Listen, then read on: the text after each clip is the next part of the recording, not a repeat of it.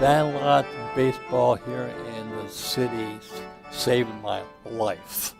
But I don't mean it physically. I mean it mentally, psychologically, having ambition and everything else. Because people may or may not understand how other children are with you if you have a speech impediment, or if you have freckles, or if you're fat, or if you have a withered arm, or what have you. They are just relentless. So I remember at a very early age saying, how can I be accepted by my friends and my peers without having to speak? So I began throwing a baseball. My father, who just had a 6th grade education, he used to play catch with me. And I remember at the age of 7, 8 years old, he always holding up a mitt. I was maybe 15 feet away, 30 feet away. He said, every time that the baseball leaves your hand, know where it's going to be.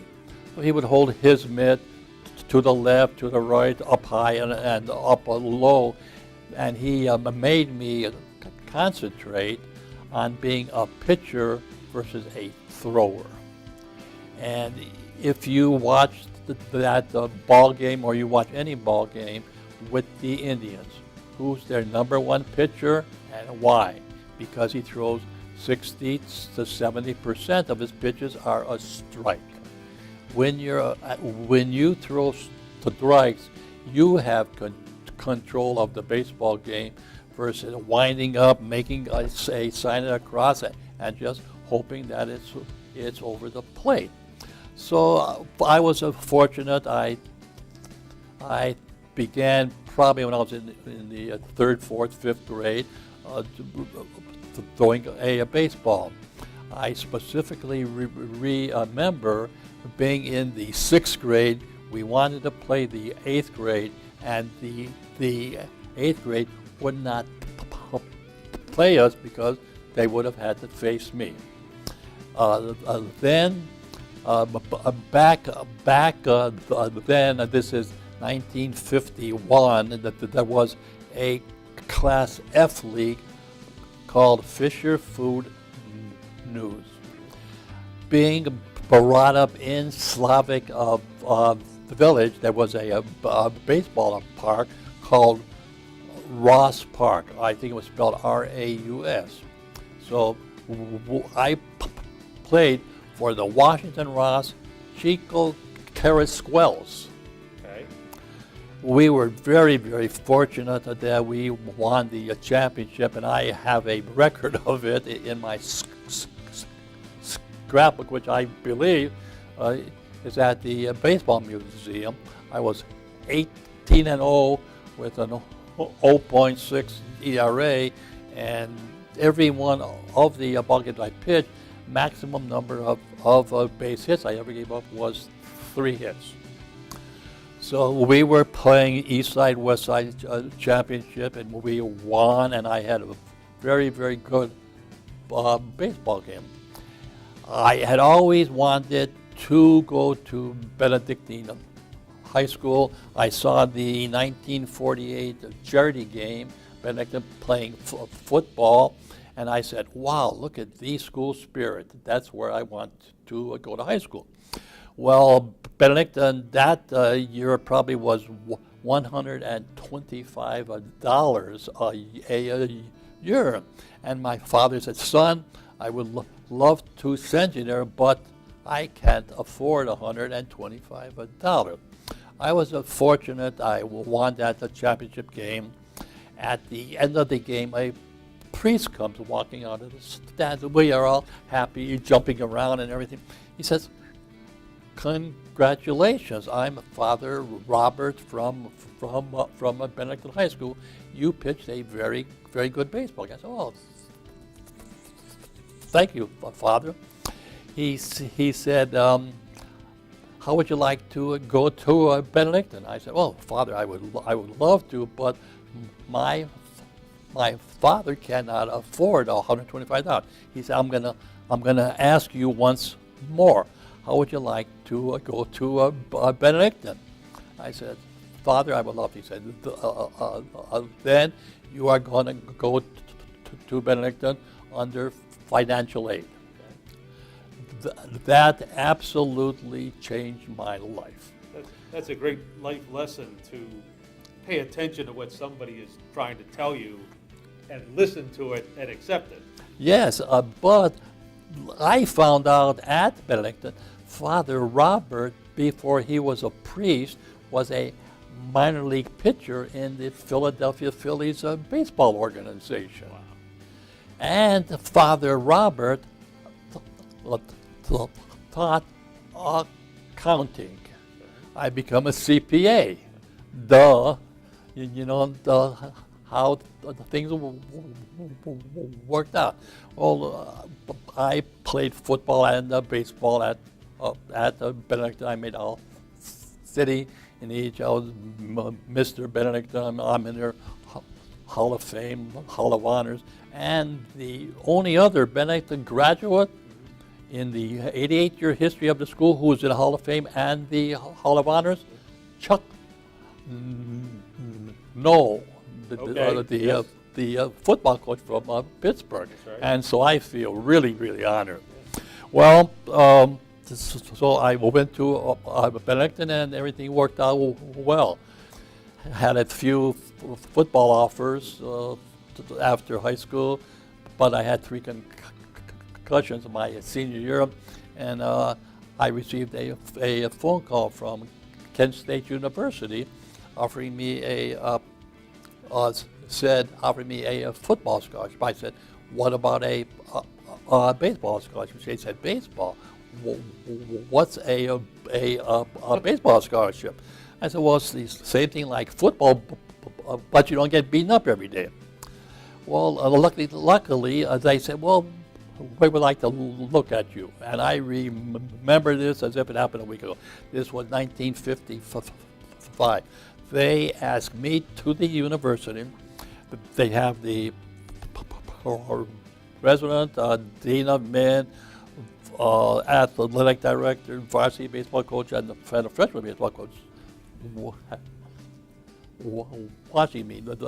They bring over a fellow who was the catcher on the varsity baseball team named George Janik, who became a real good friend, was a major executive at IBM, and they asked him to warm me up. And so I'm pitching. After about, I don't know, 8 minutes, 10 minutes, he said, wait a minute, come here. And so they come, they say, yeah, George, takes off his mitt, and his hand is all swollen. He said, look, I have been a catcher all my life. My hand has never looked like this. Either you guys figure out a way to give him a scholarship, or we're going to figure out a way. And so that's is the way I ended up there. And so Sandlot baseball, I pitched until 1960 when I played professional ball, 60, 61, and 62. Then after professional ball, 1963 until 1970, I pitched for the Wenham Truckers, and Sandlot baseball just helped make me, and it helped me after my professional baseball career, pitching for Wenham's, which was just a great experience. Going back to high school, you pitched high school, and then when high school season was over, you would pitch Sandlot baseball through the summer? Yes. Yeah. After Class F, I went to pitch, leagues D and C for a bar that was on East 55th Street, around League Park, called Linwood Lanes. Okay. And we won the championship 2 years in a row. Then Rosenblum's wanted everybody who was a prospect for the Cleveland Indians. So I played in with Rich Rollins and on and on and on, and we won the championship in the B League, and then Wenham's after professional ball, winning the championship every year. Luckily, I had real good fielders who could field everything and score a lot of runs. Pitcher's best friends right there. Absolutely. When you were pitching at Kent State, did you play sandlot ball in the summer Yes. or no? You did? Yeah, that was a part of that Linwood Lanes and Rosenblum. And 1 year I pitched out in Lakewood A. And ever any concerns about wear and tear on your arm, pitch counts, anything like that? Back then, when the manager handed you the baseball, he said you are in for 9 innings. But think about it. Back in the 40s, 50s, and 60s, when you woke up in the summertime and you were leaving the house, your mother said, "Be home before the street lights are on." And you ran and you rode your bicycle and you played football, baseball, basketball, everything, versus being on your cell phone, emailing, sending text messages, working on your iPad and that. So I believe an awful lot of it is that the pitcher's legs might not have been developed when they were in elementary school and high school like they used to be. Like, look at Bob Feller, Early Wynn, Bob Lemon, Mike Garcia. They used to pitch whole game. Look at Cy Young. He has over 500 victories and 300 losses. That's 800 decisions. If he pitched 20 years, just to pick a figure to make it easy, that means he pitched at the least had 40 decisions every year. The Indians began with Don Mossy and Raynard Lewandowski as their left-handed specialist and their right-handed specialist. Right. So sure, they do not want to hurt a pitcher's arm, but I think that the concern is that the pitcher's legs maybe weren't developed at a very early age where they can throw 150. Hell, one baseball game, I think I read Nolan Ryan threw 213 pitches. 213 pitches. Wow. But the point of the legs are as important as the arm in certain respects is something that might get past people with all this emphasis today on pitch count. Look, in the game of football, basketball, even in golfing, your legs are a major factor. At Kent State, you played with Gene Michael and Rich Rollins. Right. I was the first baseball scholarship.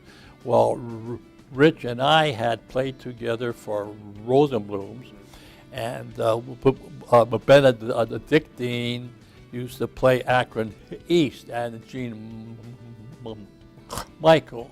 Well, we used to face teams from Akron. That's the reason I'm in the Akron Baseball Hall of Fame, because I used to beat Akron baseball team. But they asked me after my freshman year, who do you recommend for next year? I recommended Gene Michael and Rich Rollins. So I had a shortstop and a second baseman who could pick up everything. Now, you knew Rich Rollins from the Sandlots. The same with Gene Michael, or was he playing somewhere else? He used to play at Akron East High School, then in the Sandlots for Akron baseball team. So the best teams in Akron used to sometimes face the best teams up here. And so I saw it. I will tell you, he was one of the better shortstops I've ever seen in my life. Great range, great arm, excellent baseball player. Well, we are still friends. He's an executive with the New York. He was the head baseball scout for many years. General manager, I think, too, for a while. Gene knows an awful lot about baseball, and he's a real good guy. And of course, it was just a few years ago that Kent State went to the College World Series. You guys came very close to the College World Series. Do you remember that? Oh yeah, my senior year. Well, first of all, like Kent State hadn't ever won the MAC. Mm-hmm. It was either Western Michigan or Ohio University. My senior year, all we had to do was beat Marshall in the final game of the season, and we would have been there. Well, we made a few errors in that ball game, and we did not win. But that would have been a feather in everyone's hat. Going back to the Sandlots, and I'm sure you remember Tom Manning, the great Cleveland broadcaster, who was very involved with the Sandlot Day and helping with fundraising and things like that. I connect him with a saying, give a kid a ball and a bat and a place to play, and you never have to worry that he'll go astray. Do you concur with that? Well, I all my life have been very involved with the Cleveland Baseball Federation, and I believe that their saying is give the kid a ball, keep him on the field and off the streets. And they have always done it. In fact, when I was playing Sandlot ball, the Indians used to play Cincinnati a ball game. Well, we used to play at 4 o'clock in the afternoon on that field. And so when I was playing Sandlot baseball, I actually pitched off of the pitcher's mound at the stadium, which was, wow, look at me. Yeah. That reminds me to ask, did you ever pitch at Lee Park? Oh, I probably pitched 15 ball games there. Sandlot High School. We used to play the high school championship there every year. About 3 years ago, I ran into a fellow named Ted Budzek, who was a very good pitcher for Lincoln High School. I hadn't seen him since school. I saw him, he said, you know what, Nobby, I didn't like you in 1954, and I didn't like you in 1955 because both of those you beat us for the championship. So he said, you're going to have to convince me now why I should like you. And did you convince him? Yeah. Oh, I mean, we shook hands, we hugged and everything. He was saying that. I don't think he meant that. He just meant that from a baseball aspect. Did the 290 feet down the right field line worry you at all? Oh, no. You and Mel Harder, he said he never worried about that either. Never. Well, high school ball players and Sandlot ball players really aren't those big hitters, and so giving up a home run wasn't a factor. And if you ever gave a home run up, the next batter didn't want to step into the batter's box. Yes, well, yeah. You were talking about control. Yes. And I know I've heard some pitchers say, they'll be asked, what's the best pitch? And, first pitch strike. That's the answer. Every young pitcher I ever speak to, I will always ask them, what's your best pitch? Because research has said throwing a curveball at age 12, 13, 15 has zero negative impact on your arm. Okay. There's a book out called The Arm. It's about all the Tommy John surgeries and that. 57.8% of the Tommy John surgeries are performed on kids 20 years of age and younger. Not because of the curveball, because they over-pitch them, that they will have them throw.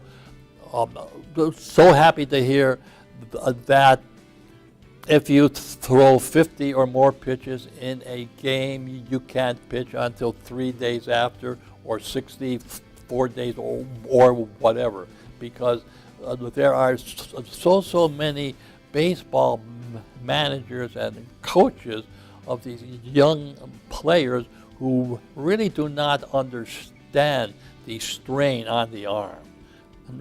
I mean, I can show you books in which I used to pitch a 14-inning of baseball games. And you come back 2 days later. So the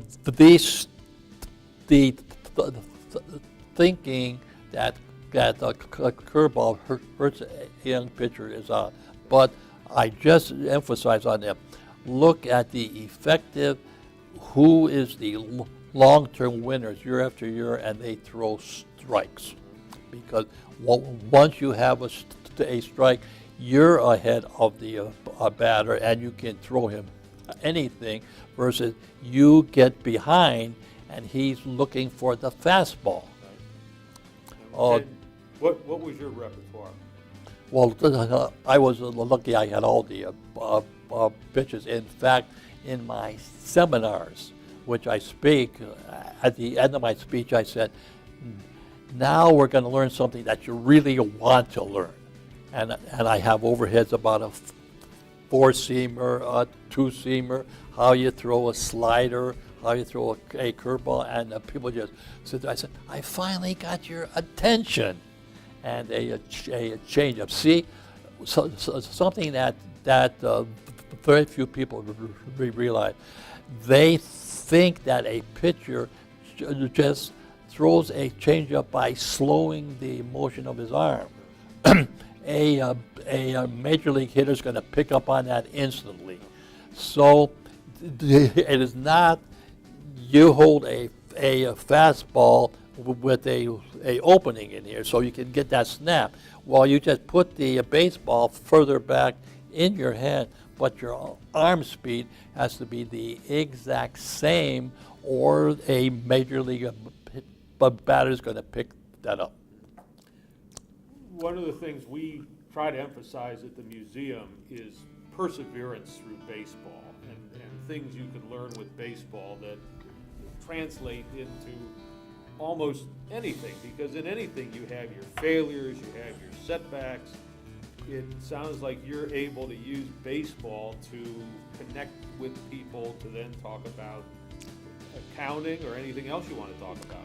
Everybody has failures, but you learn from your failures, and it isn't how often you get knocked down, it's how fast you get back up.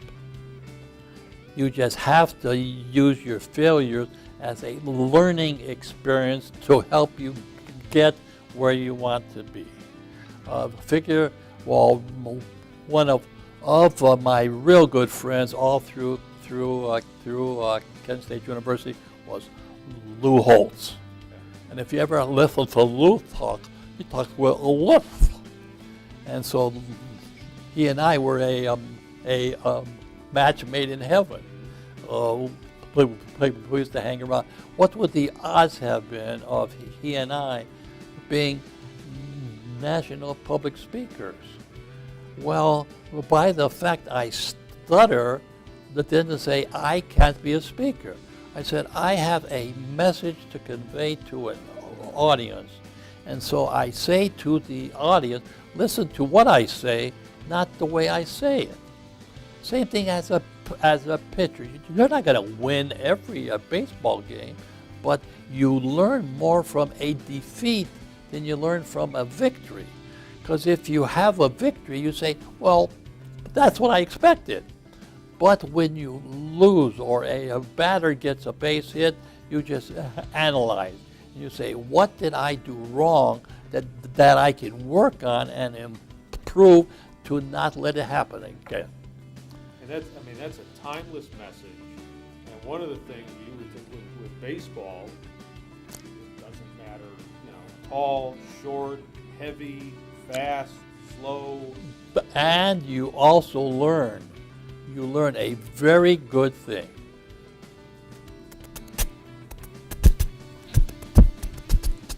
Team. All of us have a job to do. I can be the best pitcher, you can be the absolute best second baseman, but if we don't have outfielders who can run and snag them, if we don't have a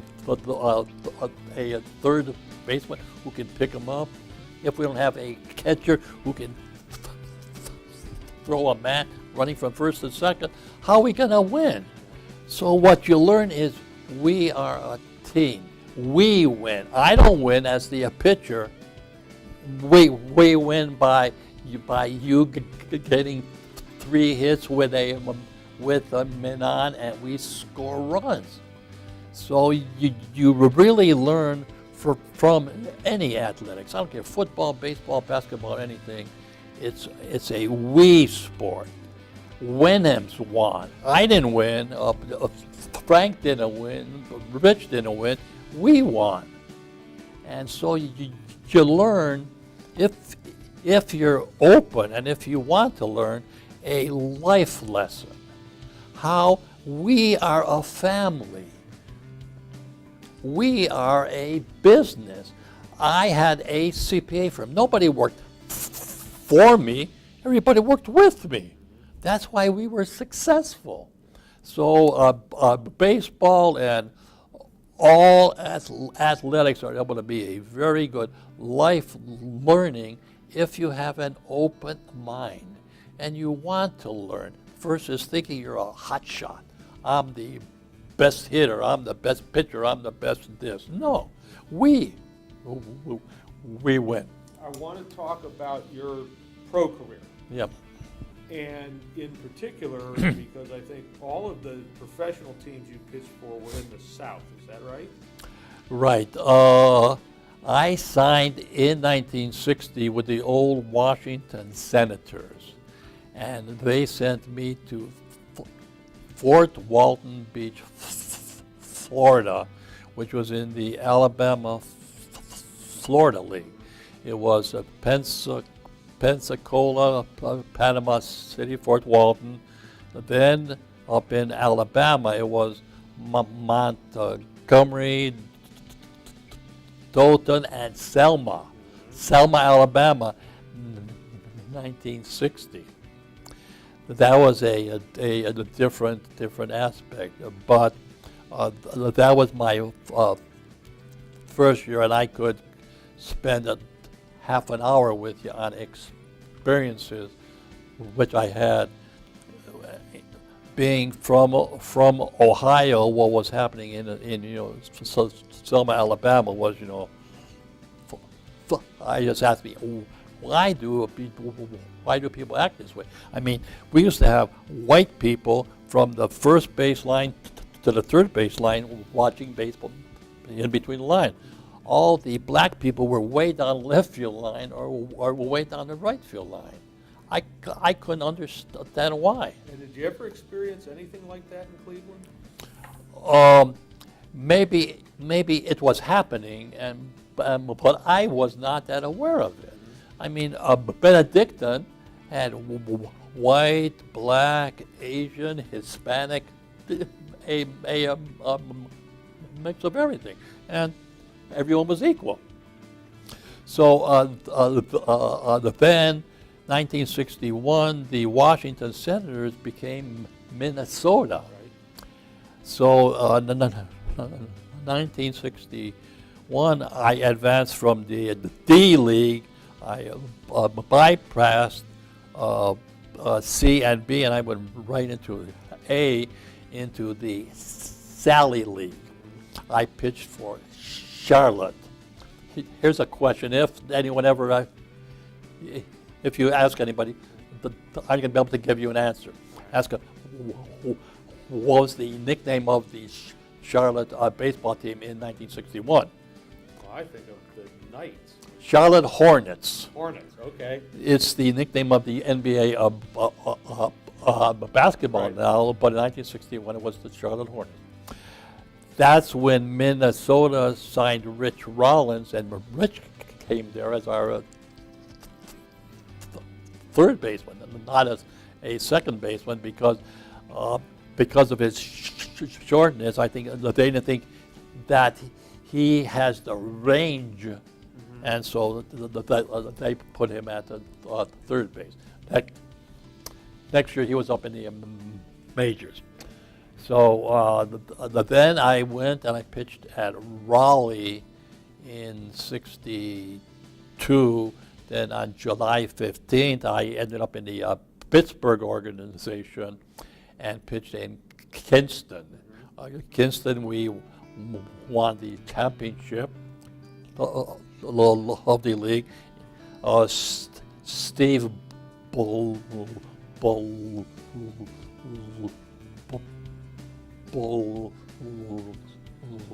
last pitched with us, and a left-hander who ended up with Pittsburgh named Frank Bork. Okay. And we won the championship. That in between the 15th of July and the end of the season, and I can back this up. I was 8-0 with a 1.6 ERA. And but I was working on my MBA and my CPA in the winter, and I could not find a job. We had our first child, expecting our second, so I did not go back after that because I couldn't find. I was working at the A&P Bakery. I was at Western Reserve in the evening, working on my MBA. Then I went to work from 11 p.m. until 7 a.m. Baking pumpkin pies, chocolate pies, while I was working on my MBA. So I then ended up in the CPA field. And in this time period, did somebody come to you and say, we'd like you to keep pitching or come back to the Sandlots, or did you go and say, I'd like to still play ball? Well, I could not support my family on a schedule like that, and I don't know, I didn't have a real good fastball as measured in professional ball.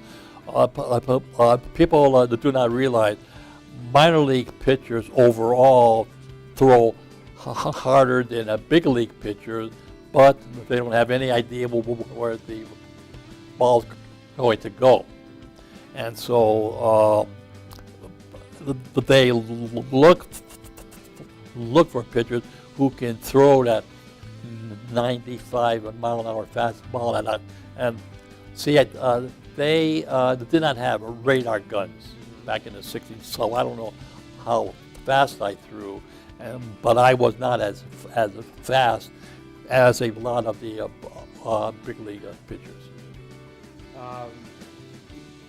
How was it different for you from when you were high school age pitching sandlot baseball to adult age pitching in sandlot baseball? Sandlot baseball in the Cleveland area was really very, very good. I would compare it to a Class B league, maybe in the minor leagues, because you had a lot of fellas playing sandlot baseball that had played in the minor league system, and so it was a real good brand of baseball, and everybody was playing because they wanted to play, not because they had to play, but it was a real good. And I have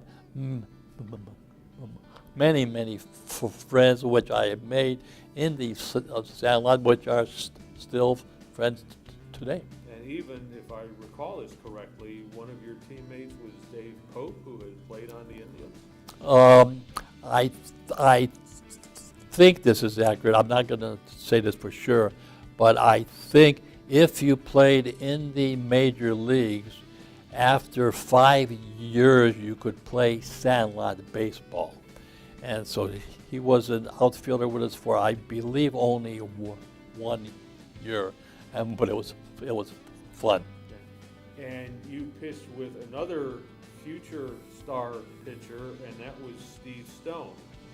And you had some influence on his career, it sounds like. Yeah, Steve was obviously a very good high school pitcher.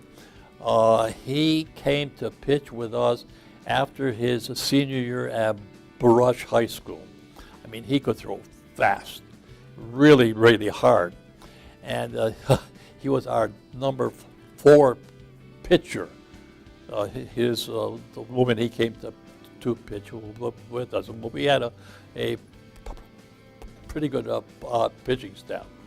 But because he was young, and I used to work with him a lot because I could see, how he could throw, and so I worked with him on his curveball and his slider and his changeup and everything. And I like to think, and I think if you ask him, he will say that I had a positive influence on him. You were in Cleveland, you'd gone off to play pro ball for a while during this time period where Cleveland went from the best location in the nation to the mistake on the lake. Although, I think a lot of Clevelanders view that as something that outsiders would say about Cleveland. Right. But did you see Cleveland changing over this time period, and Cleveland in general, and sandlot ball, because it certainly changed over that time period? Sandlot ball, I believe, changed after Wenham's, because there were a whole lot more young boys playing baseball. As you got into the 70s, 80s, and thereafter, there was a greater emphasis on soccer, on lacrosse, other sports, and for whatever reason, a lot of younger boys only played one sport, because there were baseball schools all winter that touch how to hit, how to pitch, and on and on and on. And maybe the parents got busier where the father was working and the mother was working, whereas back in the 40s, 50s, and 60s, I think mainly a mother stayed at home and looked out after the family, and so she was over there so that he or she could play football, baseball, basketball, soccer, and lacrosse and everything. So I think that the negative effect on sandlot baseball is not because baseball is not important. It's that the family life and the skills and the training has become more.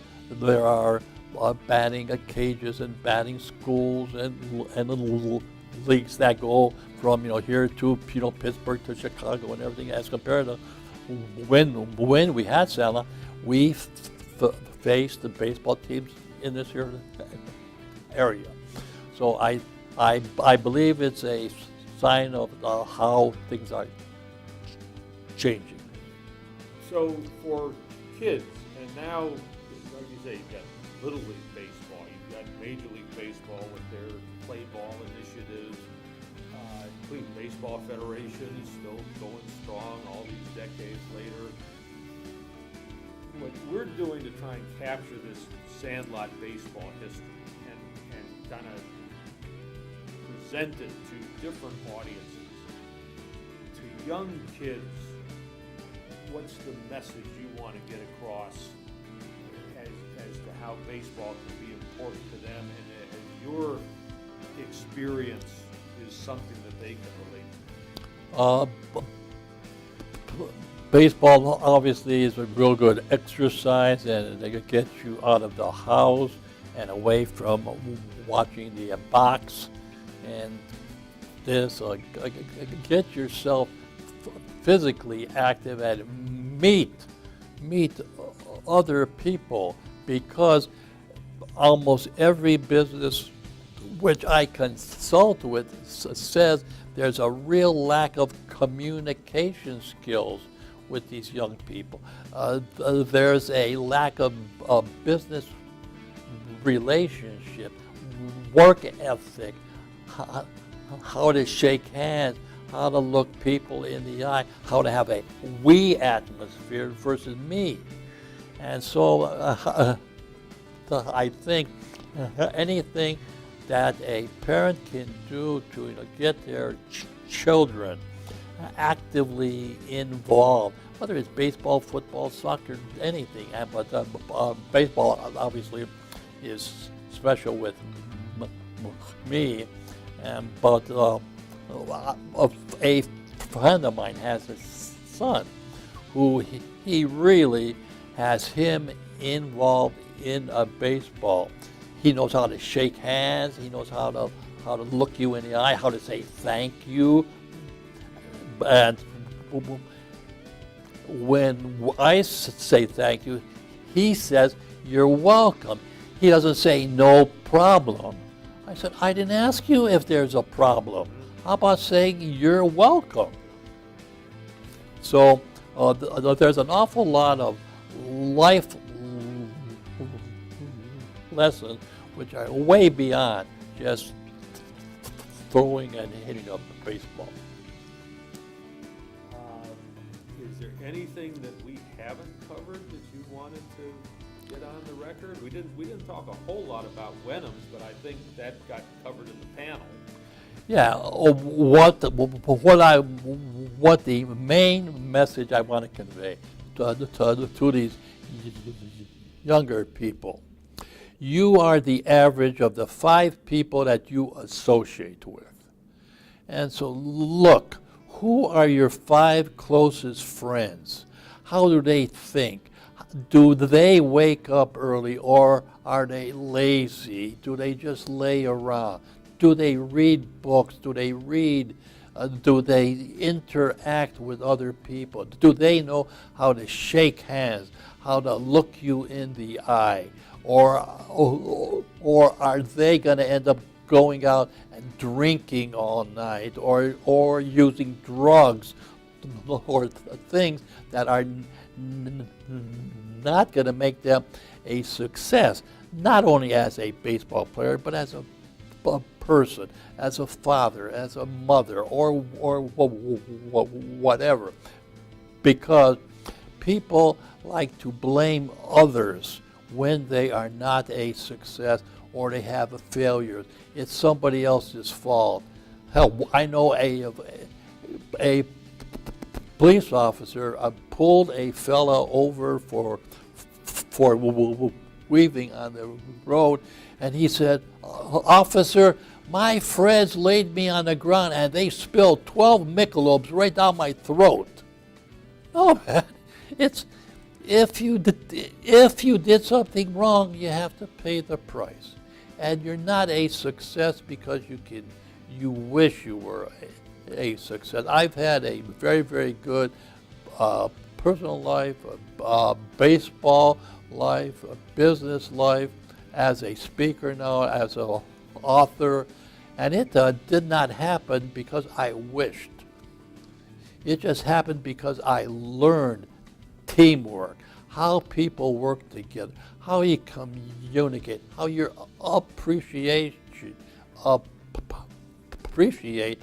all the things that the world has to offer. I don't ever walk outside and say, "Oh, boy, is it hot," or "Oh, it's raining," or "There's snow," or "There's ice." I say, "Thank you, Lord. I slept on a mattress in a warm house. I woke up, I took a shower, I had food to eat, I'm inhaling oxygen, I have clothes to put on." Negativism isn't going to ever get you anywhere. As an athlete, as an individual, as a mother, as a father, anything. So once we begin taking responsibility for ourselves, realizing we are the one who is going to make things happen. We cannot reverse history.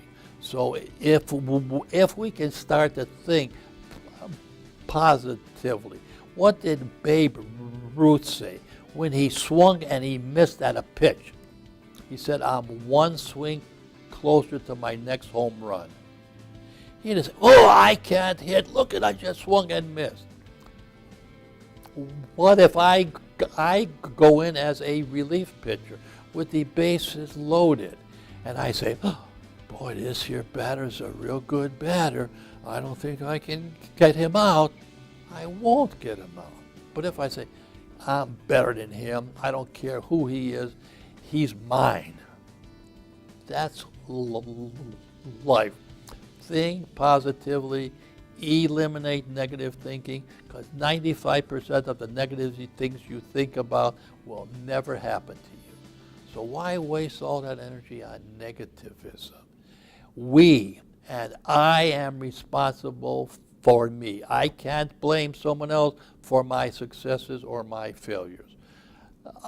I make whatever is going to happen in my life. So walk away with that message. Do the absolute best you can, and I wish you well. Thank you. Thank you, Morris.